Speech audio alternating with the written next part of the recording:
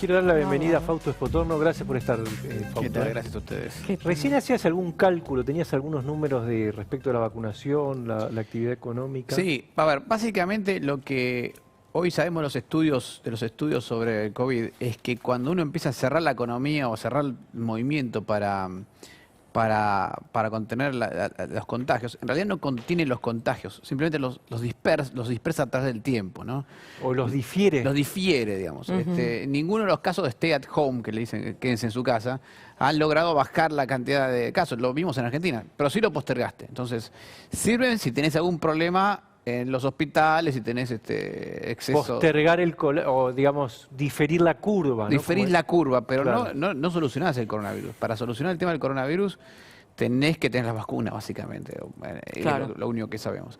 El problema del otro lado es el impacto sobre la actividad económica. Eso te iba a preguntar, porque se supone que... El rebote, ¿no? Claro, se va a postergar el rebote. Los empresarios están esperando incluso poder vacunar ellos Sí. para ver si pueden volver a trabajar mucha gente. Sí, acá tenés varios problemas. En primer lugar, la parte grande del rebote ya se dio. Para que esto ya se dio. Ahora, lo que te queda acá en adelante es la última parte del rebote. Vos decís que ya rebotamos y no nos dimos cuenta, imagínate. Esto fue el rebote. O sea, hasta acá viene la gran parte del rebote. Tenés los próximos meses empiezas a dudar sobre si va a poder seguir rebotando a esta velocidad. Porque ahora tenemos todo el invierno, las vacunas no llegan. Pero para abril, por ejemplo, si producís un auto en abril, comparás contra abril del año pasado, que fue 0, creciste 100%. Sí, en lo interanual te va a dar números abril fantásticos, va a ser más 20.000, qué sé yo, porque entre 0 y 2 es infinito. Claro. Cuando compares abril-abril, pero cuando compares abril-marzo, vas a ver que ya empezás a dejar de rebotar. Los primeros meses, por ejemplo, junio, julio del año pasado, cuando empezamos a salir de la cuarentena, crecías mensualmente al 4 o 5%. Ahora estamos viendo si crecemos al 0,4%. Wow. Mensual, ¿no? Mes contra el mes anterior. Entonces lo que viste fue la caída, el rebote grande, y ahora te empezás a ver la curva aplanándose. Ya... Es muy deprimente tu frase, esto fue el rebote. Esto fue el rebote, sí, y no nos dimos cuenta. Exacto, es que esto fue el rebote. Ahora a partir de ahora vas a empezar a ver los números interanuales altos. Estadísticamente vas a ver los números grandes. ¿Pero se generó algo de empleo con este rebote? Algo hubo en el tercer trimestre, cuarto trimestre del año pasado. Empezamos a ver en la industria algún rebote en el empleo. Ahí sí se generó algún empleo. ¿Me das un segundo que está llegando el avión de las vacunas? Ahí seguimos. ¿Vos crees que el sector privado tendría que empezar a vacunar ya en la Argentina? Y si se puede, entiendo, yo creo que eso es mejor liberarlo. Dejar que obras sociales, prepagas, empresas... Viste que hay una discusión con esto, ¿no? Incluso el gobierno de Kicillof le dice a Rodríguez Larreta que semi-privatizó el sistema de vacunación. Es que para mí debería hacerlo. Si vos lo que necesitas es vacunar a como dé lugar, todo lo que puedas, lo más rápido posible. Entonces, liberá que cada uno pueda conseguir, si no sé, una empresa consigue vacunas, Pfizer, porque a un socio o director en Estados Unidos y las consigue, dejalo que lo traiga y que vacune. No tiene por qué ser el Estado el único vacunador. Me parece que no hay ninguna razón para que eso suceda. ¿Por qué crees que está esa discusión entonces? Porque si vos decís que aumenta la cantidad de vacunados, la eficacia aumenta. Sí, a mí me falta saber si es que hay disponibles y se pueden conseguir el lado privado, pero me parece que debería abrirse eso. Por ahí está el temor de que, claro, los primeros vacunados son los que pertenezcan a las empresas o a los que pagan la prepaga. Bueno, pero es mejor eso que nada, ¿no? ¿En cuántos puntos de PBI frena el tema de la vacuna al crecimiento? Mirá, es difícil de saber porque difícil saber cuánta gente que va a tomar de medidas de gobierno. No es la vacuna lo que frena el crecimiento. Lo que frena el crecimiento es si hay o no una cuarentena y qué tan dura es esa cuarentena. Sabemos que la cuarentena de abril del año pasado, marzo-abril, nos costó prácticamente 20 puntos del PBI, 18 puntos del PBI, en 2 meses. Marzo-abril. Que fue, digamos, inédito en la historia. Inédito en la historia. La única cosa parecida fue el 2001, en volumen de caída, ¿no? Pero fue más extendido. Esto fue, en 2 meses se te cayó el PBI prácticamente 20 puntos, más o menos. Eso es lo que te frena. Ahora, si faltan vacunas, pero sigue todo funcionando más o menos bien, bueno, no te frena tanto.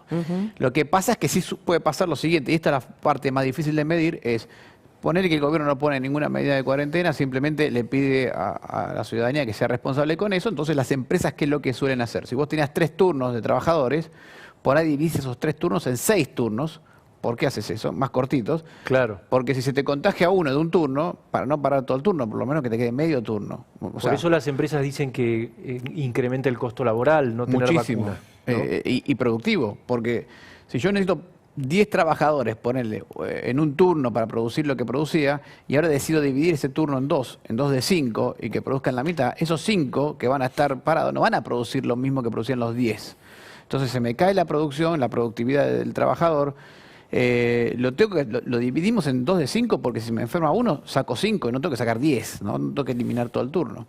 Entonces cae la productividad, aumenta los costos, lo que contaban de Formosa, que un camión tenga que ir a Formosa, pasar por todo el trámite de cruzar la frontera provincial y quedarse. Eso significa que cuando antes iban 2 camiones, ahora va 1 en tiempo. Le quiero preguntar a Fausto Espotono, ¿esto cambia de alguna manera el tema de la vacuna, tenerla, no tenerla? ¿Cambia el escenario mundial? ¿Hay una nueva guerra fría? ¿Cómo lo estás viendo eso? Bueno, eso es una buena pregunta. A ver, el escenario, lo que está complicando el asunto hoy en el mundo es que el año pasado todo el mundo empezó a emitir dinero, no tanto como Argentina, pero todos empezaron a emitir dinero, todos armaron paquetes fiscales para sostener la economía global, pero en algún momento eso se tiene que empezar a frenar. Ya en Estados Unidos empezaron a verse señales de aumento en las expectativas inflacionarias. Claro. Y entonces, como consecuencia, empezó a subir la tasa de interés de largo plazo. Y claro, si vos empezás a recuperar la economía y justo te empiezan a subir las tasas de interés, bueno, se puede empezar a frenar esa recuperación económica. Claro.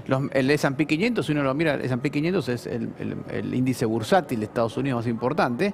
Lo que empezamos a ver es que empezó a aflojar, venía subiendo muchísimo y empezó a caer un poquito. Bueno, ahí es donde empezamos a ver, bueno, ahora vienen todas las consecuencias de lo que tuvimos que hacer para mantenernos durante la pandemia. En los países que están más avanzados con la vacunación, etcétera, empiezan a llegar ahora. Pero en Argentina también lo empezamos a ver, por ejemplo, con la inflación. Claro. ¿Te acordás? Toda la emisión monetaria el año pasado que dijimos, en algún momento va a venir la inflación, y ahora empezamos a ver que había muchos funcionarios diciendo, vieron que la emisión no genera inflación porque estaba parada la economía, no estaba generando inflación, ¿no? Pero y ahora empezamos a ver esos efectos.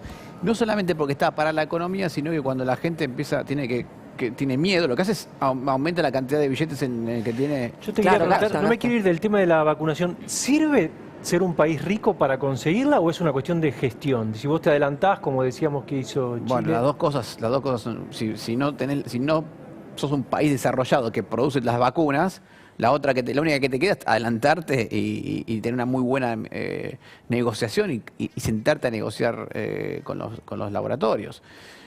Obviamente, si sos un país desarrollado, tenés la ventaja de que el laboratorio está en tu país. Y tener el cash sirve, tener los dólares. Tener el dólar. Bueno, habrá que ver ahí si Argentina no tuvo un impacto negativo. Acordate que todo esto, Argentina empezó a negociar todavía cuando estaba negociando la deuda con los acreedores. Claro. Entonces, no sé qué tan valioso era un pagaré de Argentina en ese momento en medio de la negociación. Claro. Buen dato. Fausto, mil gracias. De nada. Nos vemos, espero que podamos invitarlo otro día para hablar más largo. Seguramente.